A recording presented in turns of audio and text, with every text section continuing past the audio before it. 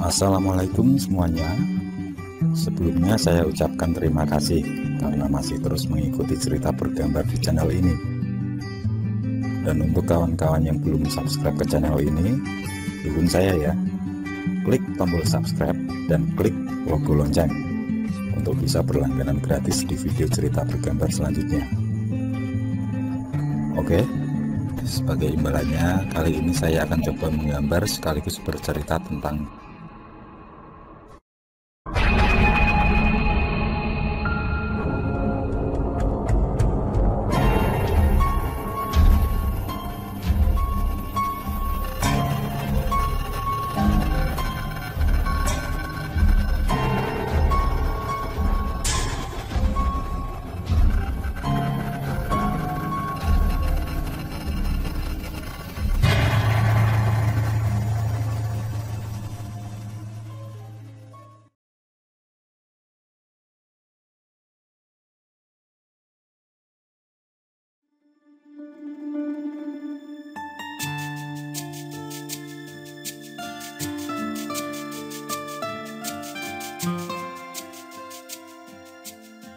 keinginanku untuk liburan di kota Jambi tercapai juga.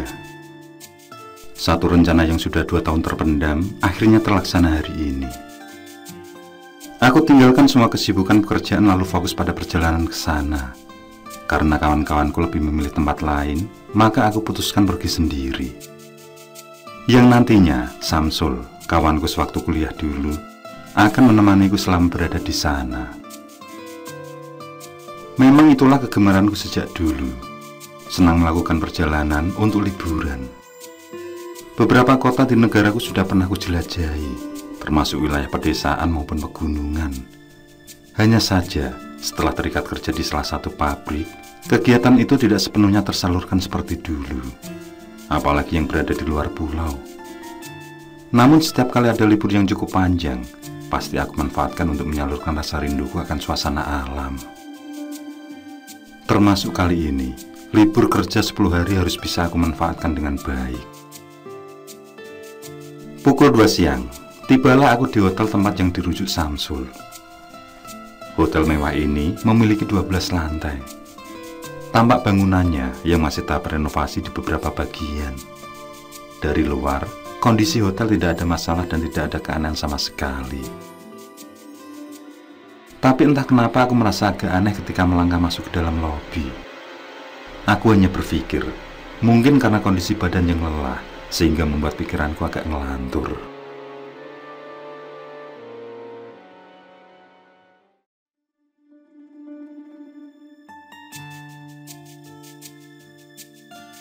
Setelah mendapatkan kunci kamar, aku pun bergegas menuju kamar untuk istirahat, yang mana aku mendapat kamar 23 di lantai 4. Kuluangkan waktu untuk bersantai sambil menunggu kedatangan Samsul. Tapi tetap saja aku masih merasa tidak enak badan. Aku coba rebahkan badan sejenak di kasur dan kemudian berniat untuk membersihkan badan. Hari pun mulai gelap. Aku putuskan untuk mandi, berharap semua rasa capek yang terasa segera menghilang.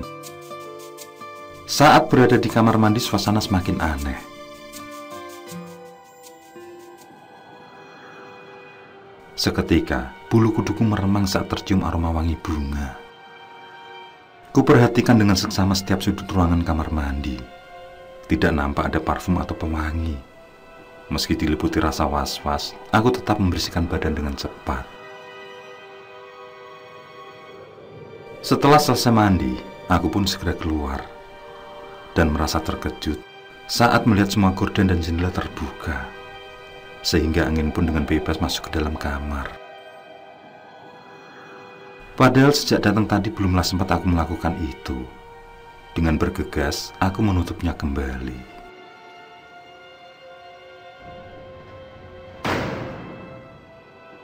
Aku pun terperanjat kaget ketika mendengar pintu kamar mandi tertutup dengan keras. Penuh ketegangan, aku menatap ke arah kamar mandi. Tidaklah ada yang aneh. Pintu tersebut tampak tertutup dengan sendirinya. Sejenak aku mengingat perihal pintu itu, yang dengan jelas ingatanku mengatakan bahwa pintu kamar mandi sudah aku tutup tadi. Lalu siapa yang masuk ke dalam? Pertanyaan itu menggelayut dalam pikiranku. Dalam rasa penasaran, aku segera berganti baju lalu keluar kamar.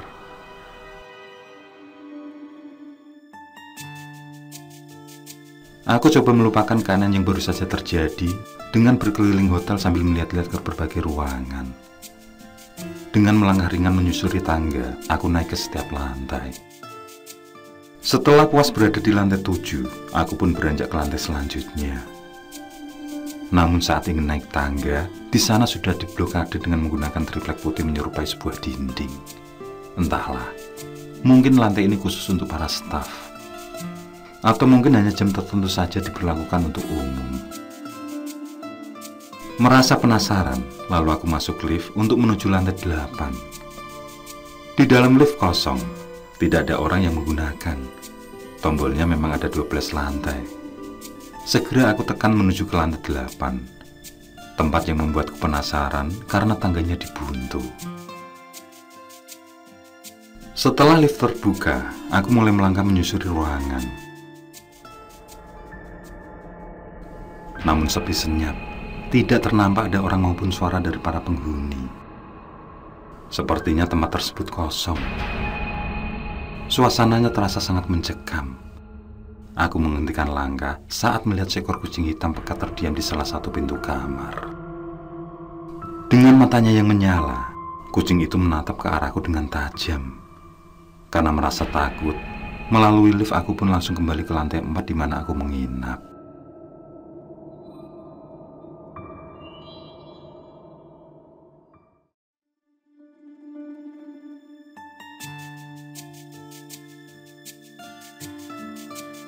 Jam 8 lebih, Samsul belum juga menampakkan diri. Setelah merasa bosan menunggu terlalu lama, aku pun keluar hotel untuk mencari wartel terdekat. Segera, aku menghubungi nomor rumahnya. Aduh maaf, Vel. Aku tidak bisa menemui kamu malam ini. Ada kepentingan mendadak yang tidak bisa aku tinggalkan. Sekali lagi aku minta maaf, karena tidak bisa mengabari sebelumnya. Suara Samsul terdengar merasa bersalah. Dia melanjutkan, kalau baru bisa datang besok pagi sekitar pukul 9. Mau tidak mau aku terpaksa sendirian malam ini. Selepas dari wartel, aku menikmati suasana di luar hotel. Aku duduk di bangku sebuah taman dengan penerangan lampu klasik. Tidak seberapa lama kemudian, datanglah seorang gadis manis yang secara tiba-tiba duduk di sebelahku. Sungguh suatu kebetulan yang membuatku senang. Aku mulai berbasa-basi membuka percakapan. Ternyata gadis bernama Laura itu enak diajak ngobrol. Dia merupakan gadis periang yang belum punya kekasih. Dan ternyata perempuan asal Brebes itu juga menginap di hotel yang sama. Hanya saja dia berada di lantai 9, kamar nomor 7. Sementara tujuannya ke kota ini adalah berkunjung ke rumah salah satu sanak saudaranya. Sedangkan dia memilih menginap di hotel karena di rumah keluarganya itu, anggota keluarga lain juga berkumpul di sana. Sehingga selain tidak ada kamar untuknya, juga butuh kenyamanan. Kamu sendiri, kenapa berada di sini? Tanya Laura yang membuatku bercerita panjang. Obrolan kami berlanjut hingga pukul 10 malam. Tampaknya dia tertarik untuk ikut menjelajah bersamaku, mengelilingi tempat-tempat indah dan bersejarah di kota Jambi. Dia pun mengutarakan niatnya untuk ikut liburan. Tentu setelah acara keluarganya selesai. Setelah cukup lama saling berbagi cerita, kami pun kembali ke hotel bersama-sama. Aku yang berniat mengantar sampai di kamarnya ditolak secara halus. Terima kasih, Mas. Besok siang saja kalau mau berkunjung.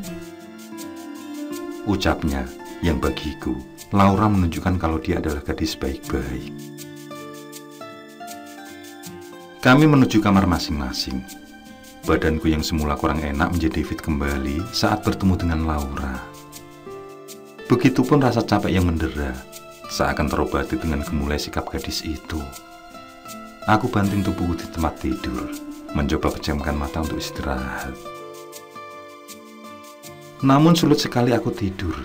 Setiap kali aku mencoba terlelap, selalu saja tidak fokus. Entah apa yang menginjal di pikiranku. Akhirnya, aku memilih membaca buku sebagai dongeng sebelum tidur. Karena jika menyalakan TV, terkadang ada acara bagus yang membuatku malah betah melek. Ketika mata sudah mulai berat, aku meletakkan buku yang kubaca dan tidur. Tapi baru memejamkan mata, aku pun terpaksa membuka kembali dan lekas bangun. Itu karena terdengar suara anak-anak bergurau kencang sekali. Aku hanya diam saja, mencoba mencari sumber suara tersebut, yang semakin lama, semakin kencang dan semakin berisik. Ini anak orang tuanya kemana? Jam segini belum tidur malah berisik. Aku menggerutu sendiri, meluapkan kekesalan. Sejenak aku masih bisa bersabar. Namun lama-lama aku merasa terganggu karena semakin berisik dan gaduh. Dengan penuh rasa kesal, aku telepon resepsionis agar pihak hotel yang menegur tamu sebelah. Tapi informasi dari pihak hotel justru membuatku semakin kaget. Maaf mas, sebelah kamar Anda sudah melakukan check out tadi siang dan sekarang kosong. Lalu siapa yang berisik malam-malam begini? Balasku. Yang kemudian meminta pihak hotel agar mengecek. Setelah menutup gagang telepon, tidak lagi terdengar suara gaduh itu. Semua kembali tenang. Aku hilangkan rasa ngeri yang mendera, lalu kembali merebahkan diri.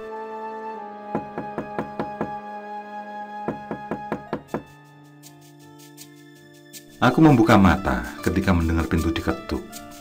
Sebelum beranjak meninggalkan tempat tidur, sejenak aku lihat jam dinding. Ternyata masih sangatlah pagi. Belum jam 6 sudah ada yang mau bertamu. Dengan masih mengantuk, aku tanggalkan selimut, lalu bangkit membukakan pintu. Maaf mas, mengganggu. Senyum manis itu membuat rasa kantukku melayang pergi. Aku pun menyuruh Laura untuk masuk ke dalam. Tapi dia menolak dengan alasan hanya sebentar saja menemuiku. Dia berpesan agar aku menunggunya saat akan berangkat jalan-jalan nanti. Dia akan menyelesaikan urusannya dulu ke rumah sanak kadangnya. Setelah aku mengiyakan, dia lekas-lekas melangkah pergi. Perempuan ayu yang aku temui semalam itu sangat cepat akrab. Ataukah Tuhan sudah mengirim jodoh untukku? Pertanyaan di batin itu membuatku tersenyum sendiri. Aku lihat gemulai langkahnya sebelum kembali masuk ke dalam kamar. Kali ini, Samsul menepati janjinya. Pukul 9:15 dia sudah sampai di kamarku. Dia bawakan aku makanan juga kopi hitam khas Jambi. Berkali-kali dia meminta maaf karena apa yang dijanjikan tidak dapat terpenuhi. Perusahaan tempatnya bekerja secara mendadak membutuhkannya. Dan hal itu akan berlangsung selama 4 hari ke depan. Aku benar-benar minta maaf, El. Aku tersenyum dan menyuruhnya agar santai saja. Tidak usah dipikirkan. Sudah terbiasa bagiku untuk menjelajah sendirian. Dia tidak tahu bahwa ada Laura yang menggantikannya. Dan itu akan kuceritakan nanti ketika kawanku itu punya banyak waktu. Hampir 1 jam, Samsul sempatkan waktu ngobrol denganku. Mungkin dia merasa tidak enak jika langsung kembali. Dan beberapa waktu setelah kepergiannya, datanglah tamu hatiku. Terlihat Laura sudah bersiap untuk menjadi teman di perjalanan nanti. Sungguh suatu hal yang tidak terduga. Semua terjadi secara kebetulan. Entah hal apa yang membuat gadis manis itu langsung lengket denganku. Berangkat sekarang, Mas. Suara merdunya membuatku semakin berbunga-bunga. Menjelang Isya, kami sudah kembali ke hotel. Sebagai awal, hari ini kami hanya berjalan-jalan di 2 lokasi yang berdekatan saja. Kemudian kami lanjutkan dengan mengunjungi wisata kuliner. Rencananya, besok kami akan berpetualang di lokasi alam. Yang tentu lumayan menguras tenaga. Dan Laura memang sangat suka akan hal itu. Dia punya kegemaran yang sama denganku. Dia yang mengaku baru lulus kuliah dan belum terikat pekerjaan, tentu mempunyai banyak waktu untuk berlibur. Sudah Mas, sampai sini saja. Sampai jumpa besok pagi ya. Ucapnya saat aku mengantar ke kamarnya. Jelas kalau dia menjaga kehormatan dan nama baiknya. Kalau gadis lain, mungkin saja aku sudah dipersilakan masuk. Dengan perasaan berat, aku pun melangkah meninggalkannya. Aku tersenyum sendiri di dalam lift, mengingat sepanjang hari ini yang ditemani Laura. Mungkin saja ada getaran cinta yang kurasakan, walaupun belum sepenuhnya benar. Saat lift terbuka, aku segera keluar. Namun jelas kalau ruangan ini bukan tempat di mana kamarku berada. Dan benar saja, ini adalah lantai 8. Segera saja aku kembali ke lift. Begitu terbuka, langsung aku pencet tombol di angka 4. Dan saat pintu lift terbuka, lagi-lagi aku berada di lantai yang sama, yakni lantai 8. Ketegangan mulai menyelimuti hatiku. Dengan perasaan was-was, aku melangkah menyusuri lorong, mencoba mencari kalau mungkin ada lift yang lain. Tidak nampak ada satupun yang menghuni setiap kamar. Sepi. Aku percepat langkah di bawah lampu temaram. Suasana mistis semakin menjadi-jadi. Secara mengejutkan, pintu salah satu kamar tiba-tiba terbuka. Aku yang berada tepat di depannya melihat dengan jelas ada bercak darah. Jelas sekali kalau itu adalah darah basah. Disusul kemudian suara berdengung. Bersamaan dengan itu, pandanganku pun menjadi kabur. Sekitar 1 menit kemudian semua kembali terlihat normal. Suara dengung dan pandangan kabur pun hilang. Namun pemandangan mengerikan kembali muncul, di mana ruangan itu telah banyak sekali darah setiap bagian dinding ruangan. Seolah-olah darah itu mengalir dari atas ke bawah, sampai darah itu menyentuh kaki seperti genangan. Aku yang ketakutan hebat, langsung beranjak melanjutkan melangkah. Jantungku berdetak sangat kencang ketika terdengar suara ledakan di salah satu kamar. Aku yang merinding, takut dan tidak berani menengok ke sana. Namun tetap melanjutkan langkahku menuju ujung lorong. Dan perasaanku lega ketika menemukan apa yang kucari. Terlihat lift di sana. Sebelum menuju lift, sejenak aku menoleh ke belakang. Ketakutanku semakin menjadi ketika melihat sosok pocong terdiam di pintu kamar. Jelas, kalau itu adalah kamar yang muncul suara ledakan tadi. Disusul kemudian penampakan pocong lain di depan setiap pintu kamar. Entah dari mana mereka datang. Tanpa pikir panjang, aku langsung menuju lift. Dan sangatlah aneh, sebelum sempat aku menekan tombol, pintu lift sudah terbuka terlebih dulu. Seketika, aku terperanjat dan langsung berteriak saat nampak keranda mayat berada di dalamnya. Di mataku, keranda tersebut seperti bergerak-gerak. Aku langsung berlari menuju tangga. Aku terobos apa yang menghalangi dan segera berlari turun ke bawah.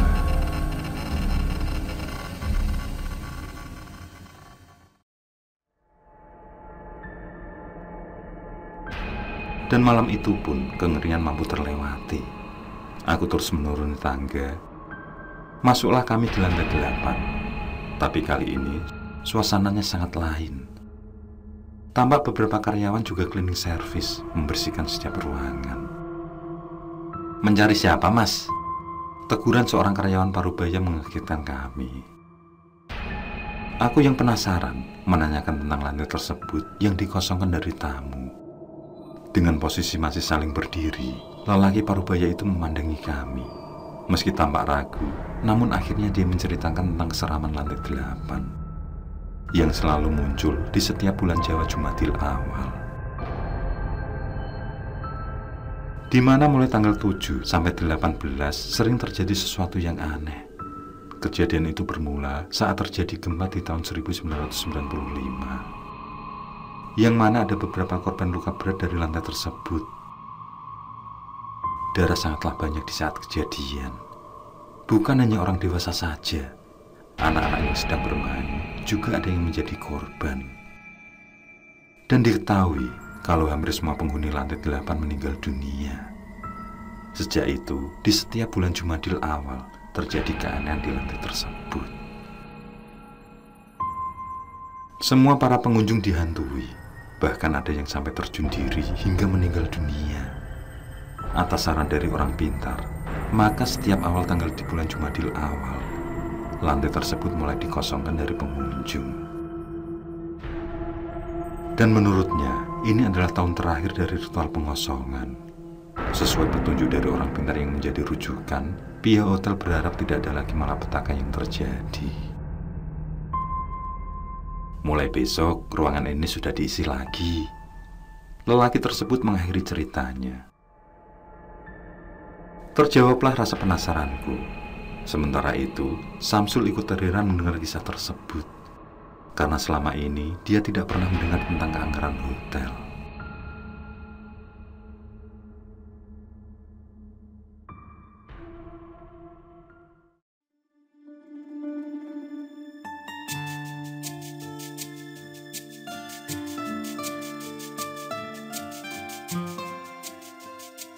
Samsul menungguku di dalam mobil. Bersama Laura, aku meninggalkan hotel sambil memandanginya. Sebuah hotel yang telah memberikan suatu pengalaman yang tidak pernah aku lupakan. Selain hal mistis, juga menjadi cerita pertemuanku dengan Laura. Aku harap dia akan menjadi jodohku. Ayo buruan! Suara langkah Samsul mengajak kami beranjak melangkah, meninggalkan liburan yang sudah terselesaikan.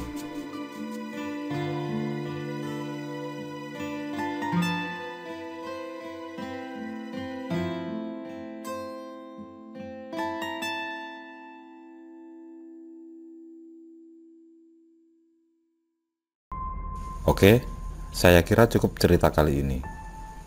Untuk cerita-cerita lainnya, silahkan buka di bagian video dalam channel ini, di playlist cerita bergambar. Sekali lagi terima kasih ya. Jangan lupa like, komen, share juga boleh. Dan untuk yang belum subscribe, langsung klik tombol subscribe. Semangat berkarya. Akhirul kalam, wassalamualaikum warahmatullahi wabarakatuh.